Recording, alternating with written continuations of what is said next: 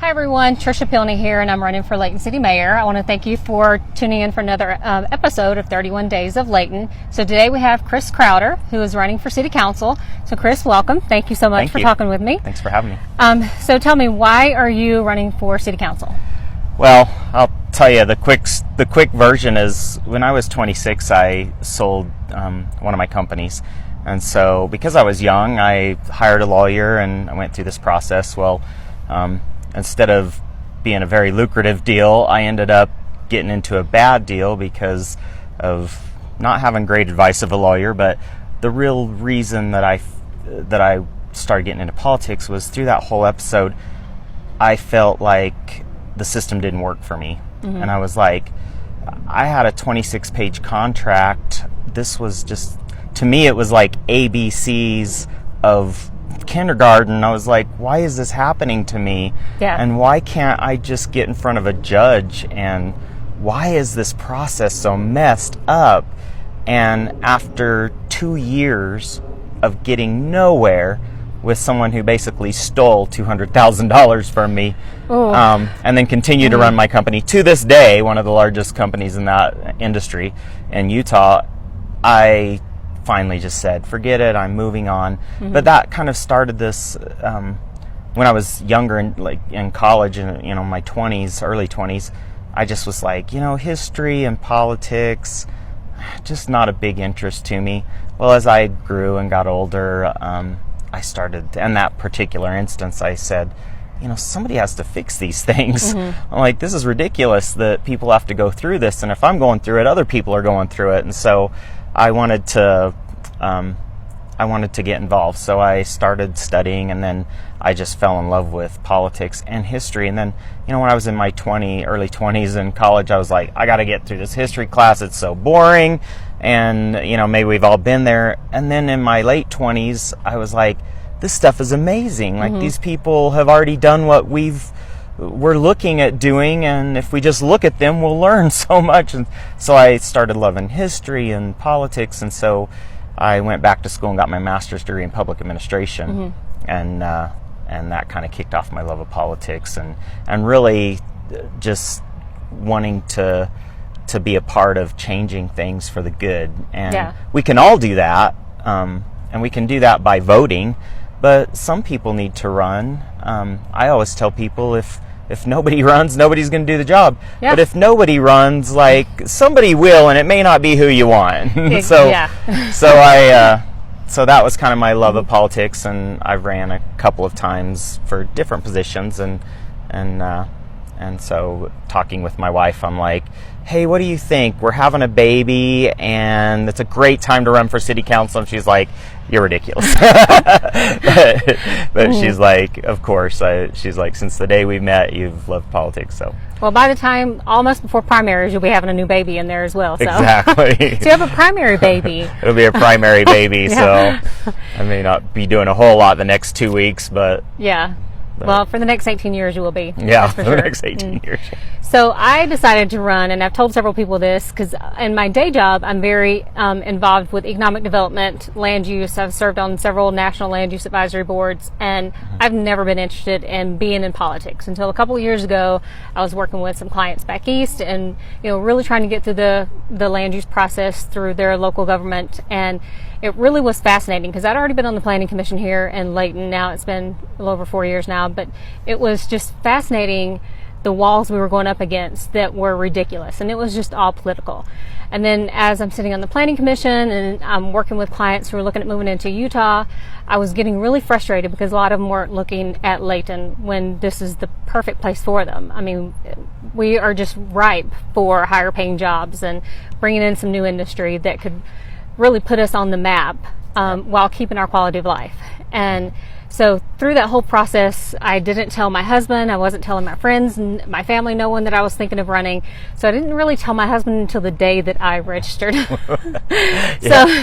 But he was not shocked because I, of course, am the queen of overdoing everything. So he knew that something like that was going to eventually happen. Yeah, that's awesome. So one thing that is really a big hot button right now in Layton is, of course, the new fire station and the proposed property tax increase. What are your thoughts on that? Yeah, I was actually going to do a post on that and I just haven't got around to it, but this is a great time to explain my position, is that I'm 100% for the fire station.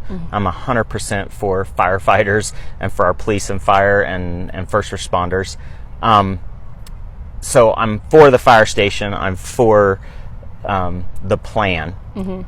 What you could criticize is, why do we have to increase taxes 25%? And was everything done that could have been done first? And I really don't want to be too critical of Layton City and people in there, because I don't know all the facts. I haven't been involved in all of those meetings. And they have done some good things, for instance, and if you're watching, you can look at some of that, but they have saved $2.5 million towards the fire station. So it's not like they were just completely off in left field. They've done some things. What I can't answer for you is, could they have done better? I don't know the answer to that question. I do have some feelings about some things that could have been done differently. For instance, Utopia. I'm not anti-Utopia, but it's not my favorite project, because my government viewpoint, my viewpoint of government, and my life view of government is that we shouldn't be getting into becoming businesses. And Utopia is a business that we're competing against Comcast and Quest and other internet companies. And although I understand the reasons, I look at that and there's tens of millions of dollars that was lost in that. And I go, could that have been put towards the fire station? And we would have had plenty of money to build 5 fire stations. So I could be a little critical in that area. But if you know anything about Utopia, and if you're watching, you may not love Utopia, but we have it, and it's kind of an old argument. I only make it, there's nothing we can do about Utopia. I only make it in the sense that when we elect city leaders, it's important to elect people that we agree with their viewpoint, because in that instance, the people who were leading Layton City years ago made that decision, and that money could have been used for a fire station, in my viewpoint. Now we don't have that option. So my answer is, I support the fire station 100%. And if I have to pay a 25% tax on it, I will. It's not a problem, because I believe that's an important role of government. But I do think we need to continue to ask questions and say, why do we have to do this, and what is the purpose? To kind of explain why I believe that way is, government, the number one thing I believe government should do, city government, is police and fire. Even before roads. If I have to drive on a dirt road, they won't kill me. If I have to do a few other things that the city does for me that I really love, it won't kill me. Street lights not working, it won't kill me. But if I call 911 and nobody comes, somebody's going to die. So number one for me is police and fire. And so for that reason, I 100% support the new fire station. And then everything else in my mind comes after police and fire. All the other infrastructure that we have, including Utopia. And so that's why I support it. And I would just say to people, if they're concerned about the 25% tax increase, I'll continue to look at it. Others will continue to look at it. But what I would say is that whoever's elected, whether it's me, whether it's you, whether it's someone else, please look at those things, because the decisions that you make might affect us years later, having to then pay a 25% tax, which I hate to beat Utopia on the head, because I know people have been hearing that for so many years, they kind of just don't want to hear it anymore. But I go, well, the 25% tax on the fire department, to pay for the fire department, is really a 25% tax because we lost so many tens of millions of dollars on Utopia. And so I really feel like this 25% tax, I'm getting taxed for Utopia, because without Utopia, I would have we would have had tons of money to put into that. But anyway, that aside, I'm 100% for the fire station. If anybody says we don't need another fire station, we don't need more firefighters, that's just not true. When you look definitely need it. When you look at the numbers, we need it. We're not being crazy. We're not being exuberant with our fire department, police department. Let's give them what they need. Because again, when you call 911, that's the most important time of your entire life. If you have to pick up the phone and you have to dial 911, I guarantee you that's the most important point in your life. Yeah, it is. So. And I've had a lot of people ask me, and this is why I'm kind of bringing it up so much with others, is, what are my thoughts on it? And I 100% agree with you. We have to have it. That 911 call is the most important call you'll ever make. What I don't agree with is the planning. I'm not a planner by trade. I went to school for construction, for goodness sake. But throughout my experience, I've kind of morphed into, these other things. But I think that the long-term planning is the most important thing that we've missed here. When that fire station went on the books as it was going to be needed, it needed to be built at this certain amount of time, we should have been planning for that then. Lots of cities, Orem is a great example. About 5 years ago, they knew that the University Place Mall was going to be redeveloped. So they slowly, incrementally increased where they needed to increase so that it really didn't hit people all at once. Yeah. If it is 0.5% here, 0.5% there over several years, then that's not going to affect people as much as that big 25% number. And that is, a lot of people look at it like $60 on the average house in Layton. That's not a big deal. But at 25%, number is a big deal for us. Well, and what I get irritated at government for, maybe I'd say it's a pet peeve, is that one government agency says, well, it's only $60. Mm-hmm. Yeah, but you're only one of the taxes that we pay. Yeah. Well, then Davis County might say, well, it's only $30. Okay, well, now that's $90. And then the state of Utah might say, well, it's only $20, and now it's $110. And you keep adding that on, and all of a sudden you've got people who do struggle, that go, okay, well, here's an extra $200-300, and it just keeps going on and on and on. And so I don't have a problem paying taxes. I love the fact that we live in a country and in a city where we really are blessed. So I don't mind paying the taxes, but I'm like you. I wish people would plan a little more. And like I said, I don't know all the facts, but I know that Layton City did some planning. So I don't want to throw them under the bus completely. Yeah. I want to give them some credit for saving up. My big question would be, what else could we have done? And I think there probably could have been some additional things done. Yeah, I agree. So. It's I know it's really frustrating to a lot of residents here locally, but the best advice I can give people is just start getting more involved. Start going more to the city council meetings, the planning commission meetings, and the work meetings especially. That's where all this stuff gets talked about. Yeah. So my next question is, there's a big issue with a lot of people here in Layton on our housing issue, on the getting a mix of different housing options, the multifamily, the townhomes. How do you see, because there is a problem that we have right now, because we are going to have such a large increase of a population over the next 10 years, how do you see our housing kind of working out over the next 10 years? Or how would you present that to the people here in Layton?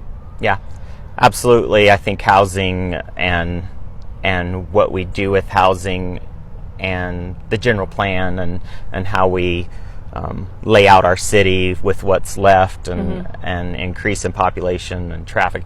That is the number one issue people have. And you'll find that it really is fairly divisive. I have a lot of friends on both sides. People that want to see growth and people who they don't want to see any growth. They like the way Layton is. Yeah. And I understand both sides. I would love for Layton to stay the way it is too, because I love to drive down the street and see sheep on the corner and cows, and but at the end of the day, I don't own that land. It's not mine, and I am a free market property rights person in the end. So although I love that and I would like to keep that, it's really not up to me to dictate to a farmer whether he can or can't sell his property, whether he has to farm or not farm. So what I would say to that is I understand both sides, and it's a tough decision. You're going to make somebody mad no matter what when you make one of those decisions. What I would promise people is that I'll make that decision with a heavy heart and with great intent and research, and not just that's easy. I don't live there. I don't live on that part of town. I don't care if there's something there or not. I wouldn't do that, and hopefully no one else would do that if they're elected, that they would take into consideration, people's thoughts and feelings and how it affects their daily life, because, there's legitimate arguments for, you add 100 houses, will you just increase traffic in schools? And again, it gets back to planning. And sometimes I feel like we do a decent job, and sometimes I feel like there are areas that we can improve on, which is probably true in life. I mean, I think it's true in everything. Layton City is no different than anyone else. If I could go back and change some of the things I've done in my life, of course I would go back and go, wow, I wish I'd have made a different decision. Well, you got to think of the city as nothing more than people. And I guarantee you there are people in the city that can look back and go, I wish I'd have made a different decision than I did. And so I'm not too hard on people. And I think that sometimes when we attack other people, whether it's a city employee or an elected official, we got to be careful because they're just people. Yeah. And I would like to think that most of them make a decision based on good intent, but they may look back later and go, oh, I wish I would have made that decision. Oh, I've made plenty of bad mistakes in my life where I would love to have gone back and changed them. I think we all have. So within the city, we look at the planning for the multifamily, look at the planning for the townhomes, but so I'm sorry, I'm getting scrambled here with my words, but No, fine. so on our general plan amendment, we've got our neighborhood centers, our town centers, all these that are planned out here in our general plan moving forward. And there's an issue, though, that people do have the right to build on their land what they'd like. So on these areas that we've allocated for these town centers and neighborhood centers, if a landowner comes in and says, hey, we're just going to build some single-family homes there, maybe, 4 to an acre or something like that. As a city public official, what would be your idea to help incentivize these developers or these landowners to say, maybe if we did do this town center, this might be better off for us? But I think there needs to be an incentive to help them with that, because you can make a lot of money off of single family homes now. So what would you say would be kind of a thought process you would go through with something like that? Yeah. Well, property rights are important, and I believe in those. And that's the struggle, right? Yeah. Is because you've got property rights, and then you've got, what the city's future looks like and what we all want. And there's no perfect answer for that, so it is hard. What I would say is that as Layton City, if we come up with a general plan, and that's what we want to see happen, and people agree on it. Now, there's always going to be people who don't agree. Then we try to stick to that plan, because at least then people know what's coming. I think what irritates people is when they're told that this is going to be A, B, and C, and then they purchase a home, they decide to settle down there, and then we come back later and change it to, well, now it's going to be X, Y, and Z instead. And that can I can understand those frustrations that people have, but I think it's reasonable to incentivize people to build what the city needs and what they want. Yeah. I don't think we should ever ask a landowner to lose money. No, we shouldn't. But if there's a situation where we go, we really want this in our city, and we agree, and this landowner wants to do something else that's going to make him more money, and we want him to take the option that makes him less money, maybe we need to make that up. Maybe we need to do something. Yeah. I was telling somebody the other day, this sounds crazy, I'm sure, because generally I'm just like, I don't like big government, but when I look at Layton City and I go, we all want parks.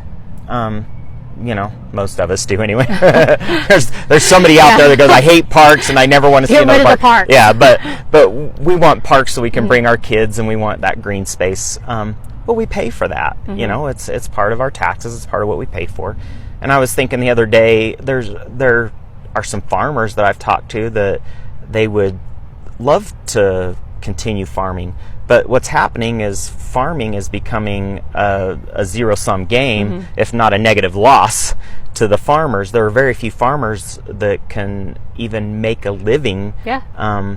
So it's like, I was telling a farmer the other day, I'm like, as a citizen, if I love driving by where you have all of your sheep and your little neighborhood farm is what it is, would it be a crazy idea for the city to buy that property at a fair value and lease it back to you for $1 a year so that you could have your money but farm your land, or so. That's opening a can of worms. I don't know if that's even possible or how that would work. But my thought process was like, if we want to keep some of the feel in Layton that we have, well, somebody has to pay for it. It's not fair to tell a landowner, I love your farm, you keep your farm and you work for zero money so that I can enjoy your farm. Yeah. Well, that's not fair to the farmer. There would have to be some way that we make it fair. I don't know. Maybe there's an out of the box solution. I haven't done any research. I don't know if other cities do that.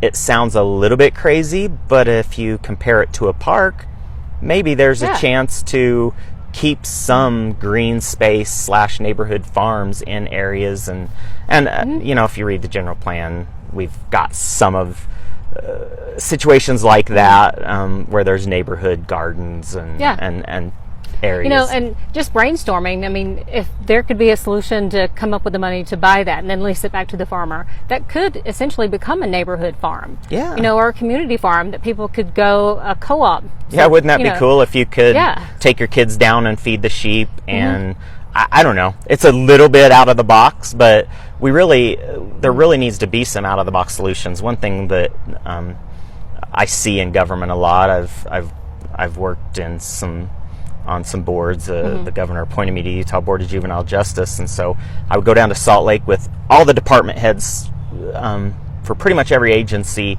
that you can think of that deals with juvenile justice, and we would sit there, and sometimes I would just go, they were good people, really good people, but sometimes I would just go, oh my goodness, this is so government, nobody can think outside the box, nobody, and I see it in the Utah High School Athletic Association with our school. It's like, well, we can't do that, we've never done that. Well, why not? Just think outside the box a little bit. So we need to think outside the box on some of these things, and maybe there could be some really cool solutions to keep some neighborhood farms, some of the feel that we have, but still allow other places to spots to be developed. Yeah. And I know a lot of people hate townhomes and apartments, and I understand the reasoning, and I do believe that we want to be careful. Like, I don't want to be New York City. If you've ever driven through Orange County, California, we were driving through there on family vacation 4 or 5 months ago, and I told my wife, I'm like, this is crazy. I would never want to live here. And I said, I wonder how many people live in Orange County. So we got on Google on our phones, because we're just kind of geeks like that. So I we're Google like, everything. so we're like, Orange County, there are more people in Orange County than the entire state of Utah, and they're crammed into one little county. And I don't want to be like that. Well, a lot of people in Layton, like, we don't want to live in Orange County, California. If we did, we'd move to Orange County, California. Yeah. So there is that competing, do we want to be open? I was in an apartment, was one of the first things I did with my young family, because that's what we could afford. Yeah. So we need those housing options for young families and people in transition, and Hill Air Force Base and other things. So anybody who says I don't ever want to see another apartment come up is being a little unfair to those people. On the other hand, anybody who says we should build apartments everywhere, no, I don't agree with that. I'm not up for that either. But, I think the apartments and the townhomes, when a townhome, if you're buying one, starts out at over $300,000, that's not affordable. But I really am concerned that we are pricing ourselves out of having our teachers, our firemen, our police officers, all the people that protect us and educate us, we're pricing them out of living here. And that really does concern me. And you mentioned Orange County, and all the people that are there is more than in Utah. So when I moved here, we moved here about 10 years ago, or a little over. And our last move was in Dallas. We lived in Lake Dallas, so we were about 30 miles north. And it would take me an hour and 15 to an hour and 30 minutes one way. And I was on I-35 with 3 million other people during rush hour every day. So more people, or the same amount of people that's in the whole state of Utah, was on one highway for me to get in and back to work. Yeah. Oh, yeah. I never want to do that again. Yeah. That's one reason why we're glad we moved to Layton, because I am in Salt Lake, and I'm down in Utah County quite a bit, but it never takes me as long as it did when we were in Dallas or even DC. That was the worst traffic. Yeah. So what do you see? There's been some questions about public safety. Our public safety tools that we have within our police and fire departments. Have you come across or had any discussions with any of our citizens on any issues that they've come across, or any ideas that you have that we could possibly improve those services? Yeah. Well, I haven't had anyone, with specific complaints to me or anything in that regards. I have had a couple interactions with the police, just with business and being in Layton, where my response time was not what I expected out of my police and fire. And sometimes that becomes an issue of staffing and how many people and how many calls come in at one time, and they have to prioritize those. So I've definitely felt that frustration. I don't hold it against them, and I don't know enough of the details to tell you whether we are properly staffed or not. I haven't talked to the police chief about that. I have talked to the fire chief, and I have seen some of the things that he's posted and talked about with numbers and staffing, and I was talking to a couple of firemen the other day because they'd come to Layton Christian Academy to do some things with the kids, and so I was talking to one of them, and they were explaining to me the call volume just keeps going up and up and up in Layton, but they aren't getting any more help, and so I know that's a real issue that we just need to get them the help. But again, I am if I were going to be exuberant in anything that I did for the city, it would be with police and fire, because I believe it's the number one thing that we do. So I don't care if we have too many police officers and too many firemen. Now, obviously, I'm not being silly, as in let's be ridiculous. But if we're arguing over a few dollars and a few more firemen or a few more policemen, I say err on the side of a few more than a few less, because man, again, I don't mean to be repeating and over, but it's the number one thing. I've called 911 multiple times for different things, and it's the most important thing you ever do. And on some of our properties, we may have somebody who's experiencing a heart attack or something, and if I dial 911, I need somebody to come. We run a school. If there's somebody that's on campus that's doing something they shouldn't, or at Northridge or Layton High School, we need the resources to get there, and it's just not worth it to me to save a few dollars.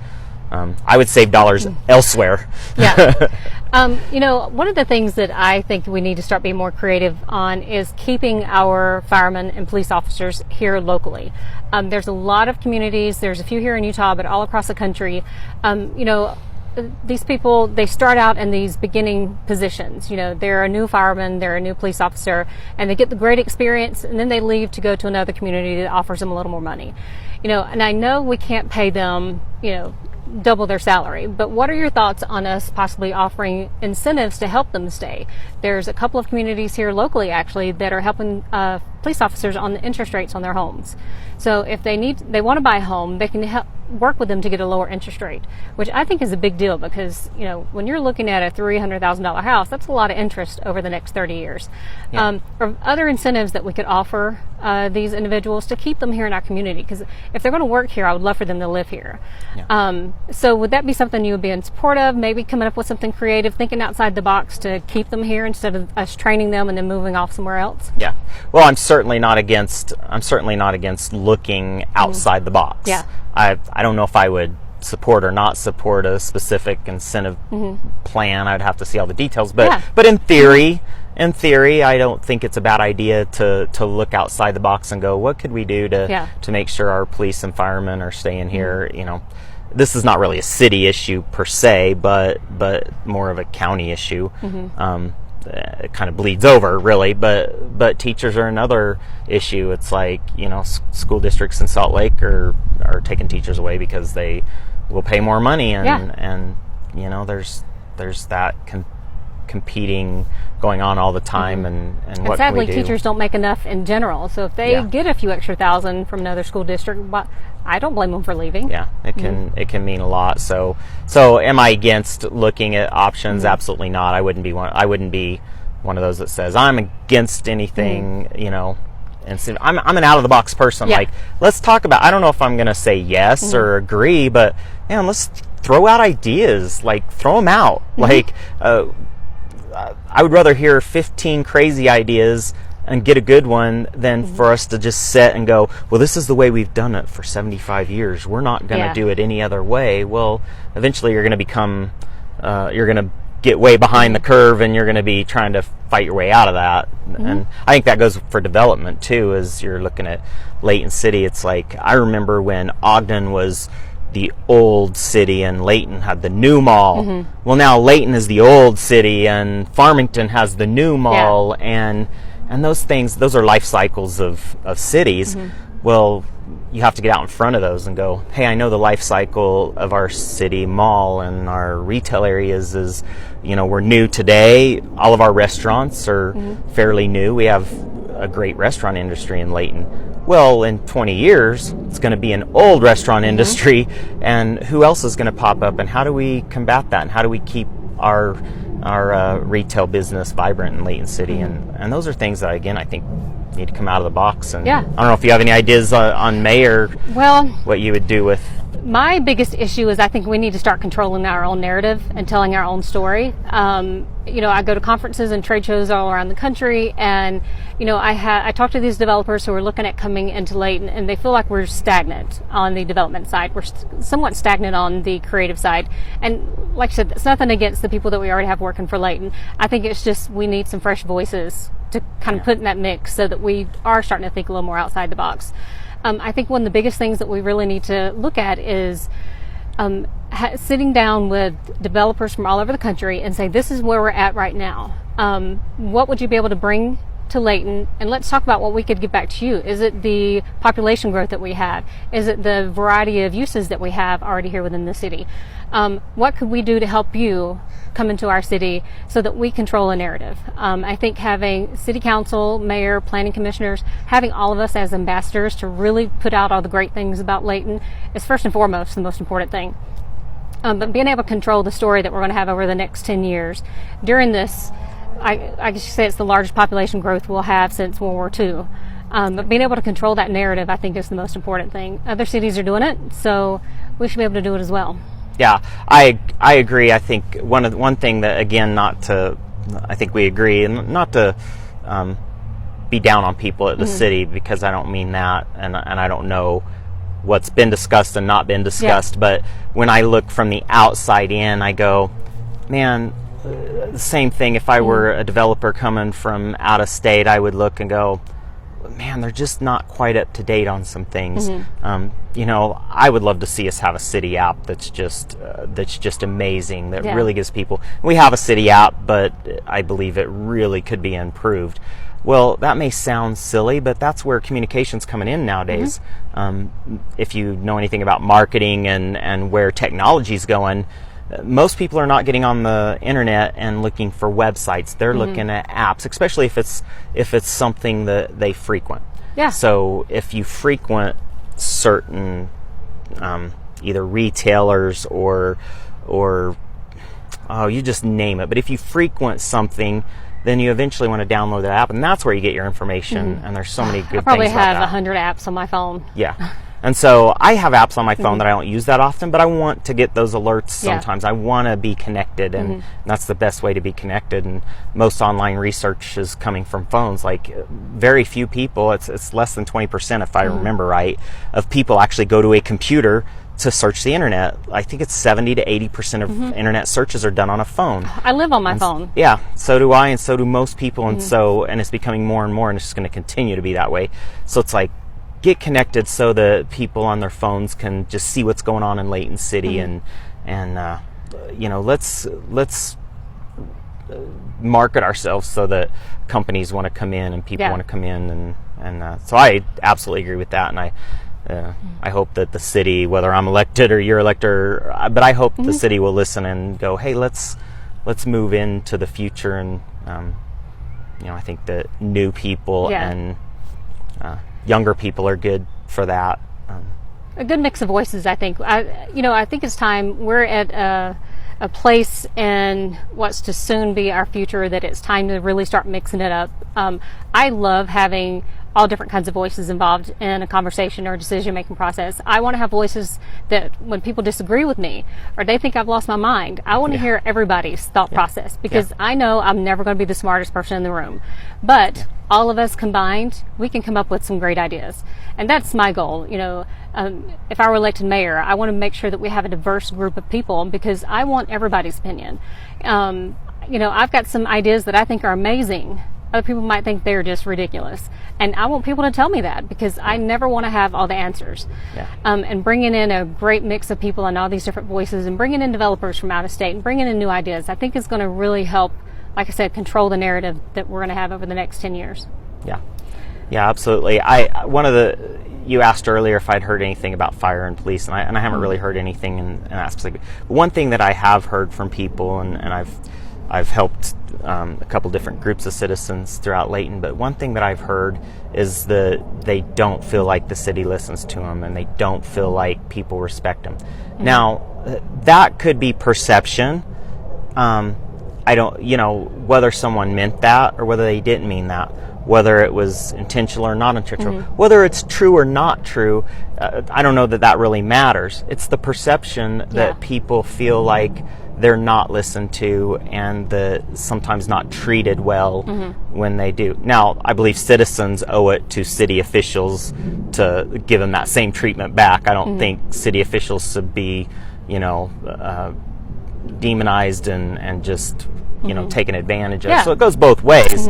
But as city officials, one thing that I would do, and I hope you would, and I hope others will commit to this, is if you have somebody that disagrees with you, at least sit down and have a good conversation and be polite to them, even if they're upset with you, because people get upset. But be polite and just be honest and say, here's why I disagree with you, but I appreciate your input. And some of the people that I've talked to feel like they weren't given that opportunity. They were just told, shut up and we're doing this, and this is how it is. This is how it is. And I think that culture has to change.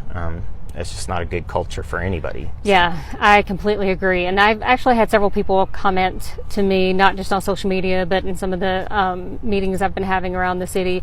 They really are concerned. They feel like they're not being heard. And it could be someone could have a comment on the city's Facebook post, or they could be writing an email, but it's having that follow-up and at least having that conversation with them, because people feel better about what's going on in their community when they feel like they've been heard, whether they agree with it or not. If you talk to them and explain whatever the issue is, like I said, whether they agree or not, at least they've been heard. That goes back to the transparency, that perceived or not. I've had a lot of people talk to me about the transparency of the city government. They aren't aware, they don't feel like the city is really putting out the meetings that we're having, and I know that they post it on Facebook, it's on the city website, it's in the newsletter. But as far as the transparent government, what do you think about mixing it up a little bit? How would you change that? Yeah, well, number one, it is incredibly simple. I can have it done by tonight to live stream every city meeting we have. It can be done tonight. We do it at our place. We live stream high school sports, and it's $49 a month. I will pitch in my 1 penny a month. I'll give $5 a month. It's simple. The city could do that today. I could have it done literally by 7 o'clock tonight, and it's probably 4:30 right now. By 7 p.m. I could have the city live streaming. It is so easy. For them not to be doing that is really just a lack of judgment and a lack of just getting off of your chair and doing it. There's no reason it shouldn't be done. For us not to do it feels very antiquated. Yeah. It feels like we just aren't wanting to take that next step and really getting out there to meet with the public. There's Eagle Mountain live streams theirs on YouTube. There's no reason why we shouldn't be doing that. Yeah, it really is that simple. We could Facebook Live it. Yeah. One other thing, and maybe you can comment on this since you're running for mayor, you may be the mayor, but I and this is another touchy subject because, especially at the federal level, I look at, what we pay congressmen and then they always want to vote for more funding and increase their own pay, and they have their own set of rules, and of course I don't like that, and I don't agree with that. But one thing that I think that would benefit Layton is to move away from a part-time mayor, which is really less than part-time. We're talking like half of a part-time mayor that really can do a few things, but you're limited in what you can do. And also the city structure. I think the city manager structure is not a bad structure to have for Layton, but I would like to see us have a full-time mayor, or at least a close to full-time mayor, and give them responsibilities that include, number one, dealing with the public, so that when the public calls in, they're dealing with the mayor, so the mayor could be their advocate. So then the mayor could go to a department head and say, hey, I've got a person who's irritated about this, or they have a concern. Tell me what your side is. Okay, tell me what your side is, citizen. And the mayor acts as a liaison. And you can do a little bit of that right now. Yeah. But it's hard to take a mayor who's got a full-time job and you say, you have 1 hour a night or 30 minutes a night that you can deal with the city, and then we want you to volunteer the rest of your time to literally work full-time for nothing. And I believe that's an area that we need to change in Layton. We need a mayor who is close to full-time, that can be the liaison between the city and the citizens. We may or may not, that's a big discussion, we may or may not want to give that mayor the responsibility of running the entire city, because then you have a hard time being the liaison to the people. Yeah. So there's a lot of discussion that could be having with that, but what would you think of a mayor that's got more time to deal with people? That would increase transparency. My thing, I probably wouldn't run for mayor if it was a full-time position, because I love what I do during my day job. I love being able to travel the country and talk to all these great people. And if I didn't do that, I don't think I'd have the experience, that I have now to bring into the mayor's position. Long term, I think, for me, I already see myself as I'm going to be that ambassador to the people. I want to be that voice to help the people feel like they are heard and communicated with. I mean, I give myself 26 hours a day, no matter what, anyway. Yeah. And, my family they really do get upset with me. My son, he gets very frustrated that I work as much as I do. And he's like, and now you're adding something else. But I feel like the mayor should be doing that. I feel like I said, to me, being the mayor in Layton is you are the ambassador for the people who live here, for the people who grew up here, for our city services, for our police officers, our firemen, for our developers, for everybody. You're a liaison with Hill Air Force Base and all the other communities surrounding us. So being that ambassador for our people, first and foremost, is the most important thing for me. I'm sure there's going to be some hard discussions. I might come in with some different ideas. Some people already in positions might already have other ideas. Excuse me. But I'm excited actually about having those conversations. Yeah. I don't see myself as a full-time mayor, but I think eventually we do need to have someone that's more, excuse me, that is more involved in that way. Yeah. I don't think that'll be me, because that could be 10, 15 years from now, and I definitely am not going to be a lifetime politician. Yeah. I want to be able to travel the world. But I think that it is something that could be looked at. Yeah. When we hit 100,000 people, we're going to need different services. Yeah. Excuse me. Well, and just, for anybody who's wondering, I've no desire to be mayor. I've never even thought about running to be mayor, so I'm not trying to say, hey, let's create a position so I can run for it. Oh, I've never thought about being mayor either. It's really not my mindset. My mindset is that I see we go, man, we don't have communication with the city, but then our elected people are limited because they are working full time, and and when you talk to a city council person or even one of our past mayors, they'll say, yeah, there's a little bit of a stipend pay, but you probably end up making $3 an hour for all of the time that you put in, which is great. There's nothing wrong with giving back to your community. But then if you let that gap grow too much to where you ask so much of your elected officials, but they also have to go out and work over here, you can get into those. So there's a discussion to be. Do it. Yeah, and there's a discussion to be had. It's like then it limits people. One of the things that I do like about having part-time people is it allows somebody to run that might not have enough time to be full-time, and so that's a great thing. But then in Layton City, and it's not Layton City's fault, it's just a fact of life, but to be involved in Layton City Council, to run for elected office, it takes a lot of time and energy and money. A lot of money. And so a lot of money, like, you could spend anywhere from $5,000 to $7,000 on the low end to run for city council, up to $20,000 to $30,000 to run for mayor. I've seen that happen. And so you're going to spend $20,000 to then basically be so overwhelmed with things that the city needs, but not get compensated, and then have to go out and work during the day and come in the evenings and try to help people, and then people are not working in the evenings, so then how do you get hold of city staff? Well, you have to take time out of your day. It's kind of a never-ending thing. So I think it's a discussion that needs to be had. Sometimes the reason why we have paid elected people is so that they can actually work for us.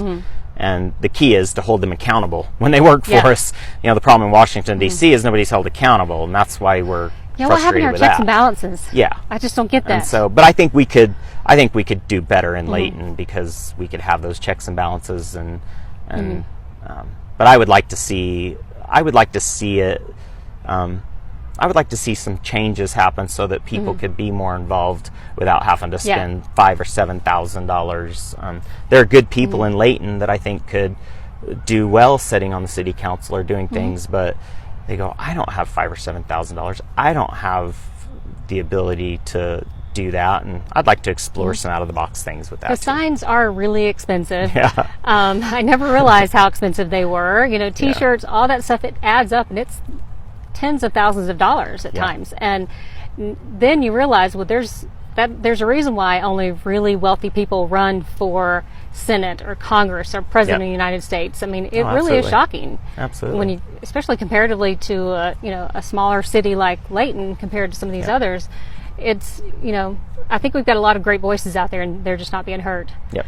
That actually comes back to something I've been thinking about is, if I'm elected mayor, I want to put together a community council that specifically goes out and talks to the businesses, takes a whole neighborhood, and maybe has a neighborhood meeting once a quarter, and really gets out and talks to people and understands what their issues are. I bet I've had 300 messages by email, Facebook, Instagram, you name it, on issues that, in the grand scheme of things, people will perceive as small, but they're someone's issues, they're someone's problems. It's a pothole in front of their house. It is a lawn strip that's not being taken care of. But those are very important to people, and they're not being heard.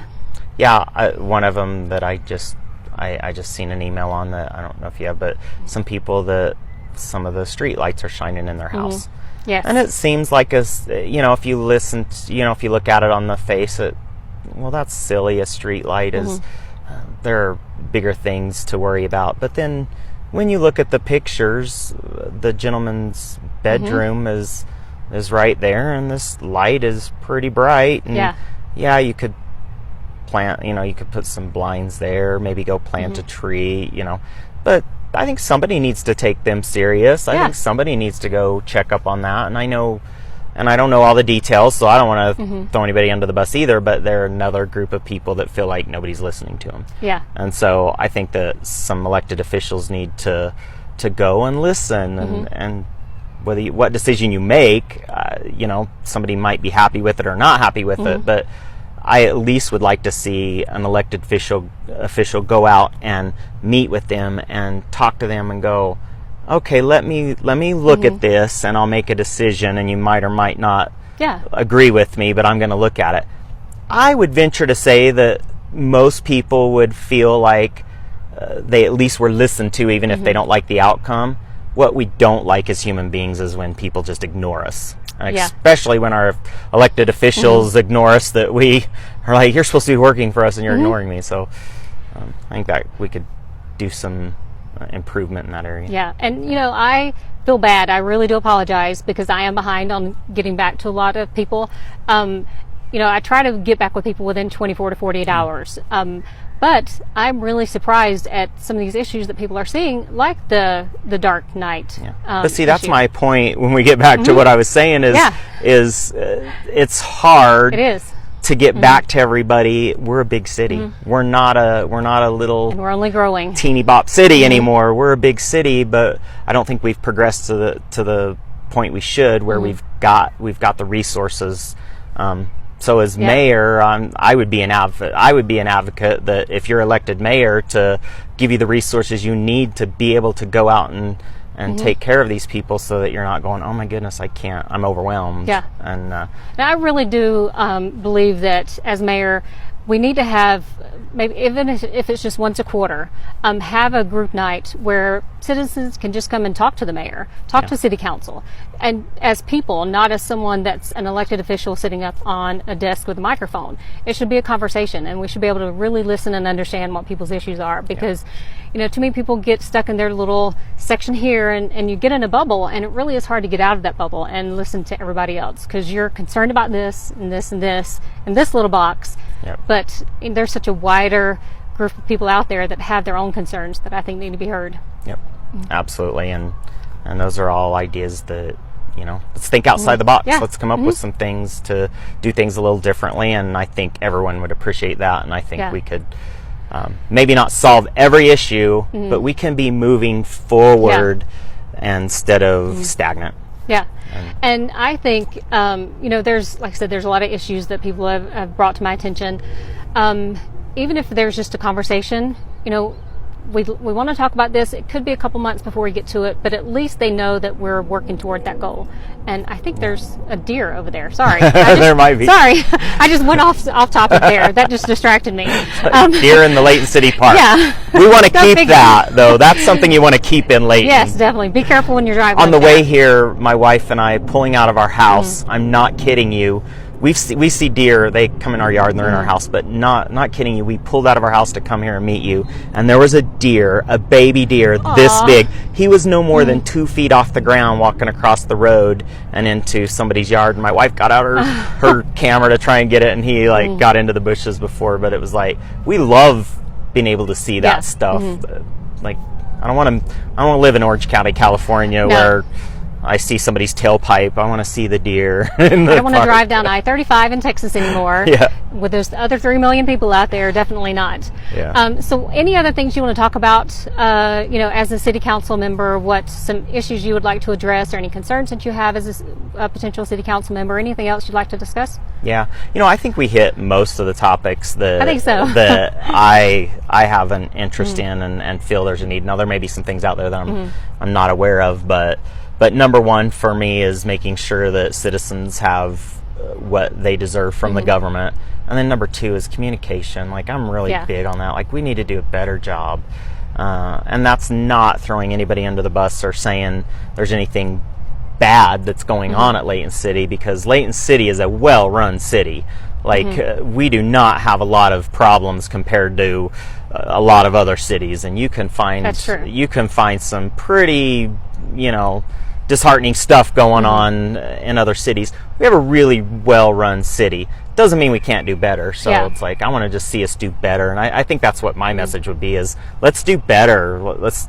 It's not to say that anybody's doing anything horribly wrong, but let's do better. And sometimes that comes with new voices. I mean, in my daily life and work and at home, I always want to do something a little bit better every day, learn something new every day. And I think as a city, if we take that thought process, let's do something better, learn something as a city every day, let's take a step forward every day, it's going to be amazing the things that we could do as a community.